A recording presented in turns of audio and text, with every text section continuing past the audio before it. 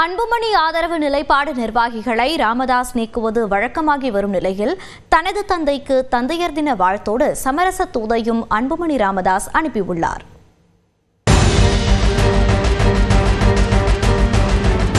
என் மீது ஏதாவது கோபம் இருந்தால் ஐயா அவர்களே தயவு செய்து என்னை மன்னித்துக் கொள்ளுங்கள்.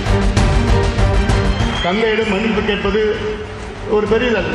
ராமதாசுக்கு தந்தைய தின வாழ்த்து கூறிய கையோடு அன்புமணி பாவ மன்னிப்பு கூறிய காட்சிதான் இது. பாமகவில் ராமதாஸ் அன்புமணி இடையே மோதல் போக்கு நீடிக்கக்கூடிய நிலையில் இருவரும் தனித்தனியாக கட்சி நிர்வாகிகளை சந்திப்பது தொடர்கதையாகி வருகிறது. திருவள்ளூரில் நடைபெற்ற பாமக பொதுக்குழு கூட்டத்தில் கலந்து கொண்ட அன்புமணி கட்சி வளர்ச்சிப் பணிகள் குறித்து ஆலோசனை மேற்கொண்டார்.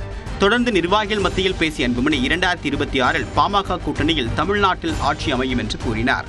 மருத்துவர் ஐயா அவர்கள் நீண்ட ஆயுளுடன் வாழ வேண்டும். 100 ஆண்டுகளுக்கு மேல் நல்ல ஆயுளுடன், நல்ல மன நிம்மதியுடன்,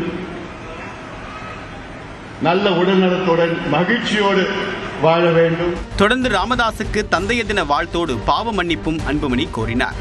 தந்தையாக போடக்கூடிய கட்டளைகளை மகனாகவும் கட்சி தலைவனாகவும் நிறைவேற்றுவதாக கூறிய அன்புமணி அப்போது கூட தன்னுடைய தலைவர் பதவி நிலைப்பாட்டை விட்டுக் கொடுக்கவில்லை. என் மீது ஏதாவது கோபம் இருந்தால் ஐயா அவர்களே தயவு செய்து என்னை மன்னித்துக் கொள்ளுங்கள். தந்தையிடம் மன்னிப்பு கேட்பது ஒரு பெரிதல்ல.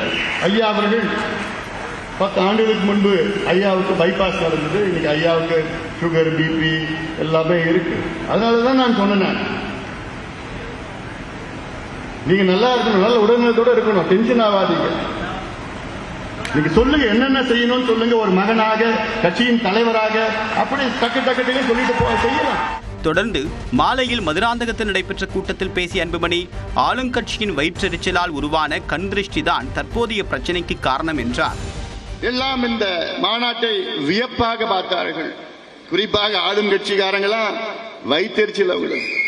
அந்த வயிற்றெரிச்சல்ல வந்த திருஷ்டின்னு நினைக்கிறேன். இதனிடையே விழுப்புரத்தில் செய்தியாளர்களை சந்தித்த வன்னியர் சங்க தலைவர் அருள்மொழி கூட்டம் போட்டு கேட்கக்கூடிய மன்னிப்பை அன்புமணி நேரில் வந்து கேட்கலாமே என்றார். அன்புமணி ராமதாசன் நேரடியா பகிரங்கமா மன்னிப்பு கேட்டிருக்கேன். நான் அப்பா கிட்ட மன்னிப்பு கேட்டுக்கிறேன் பேசியிருக்கேன். அது வரவேற்க தகுந்தது. வந்து நேராக கேட்க வேண்டியதானே.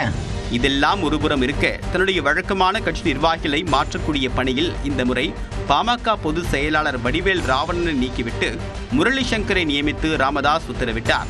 அதே நேரம் அன்புமணியின் தலைமையின் கீழ் பாமக பொதுச் செயலாளராக தான் தொடர்வதாக ராமதாசுக்கு வடிவேல் ராவணன் பதிலளித்துள்ளார். நாங்க பொதுச் செயலாளர் தாங்க இருக்கிறேன். பொதுச் செயலாளராக நான் இருக்கிறேன். அன்புமணி தலைமையின் கீழ் நான் பொதுச் செயலாளர். சட்டமன்ற தேர்தல் நெருங்கக்கூடிய நேரத்தில் பாமகவில் இரட்டை தலைமை பிரச்சினை எழுமா என்ற அச்சத்தில் கட்சி நிர்வாகிகள் மற்றும் தொண்டர்கள் உள்ளனர்.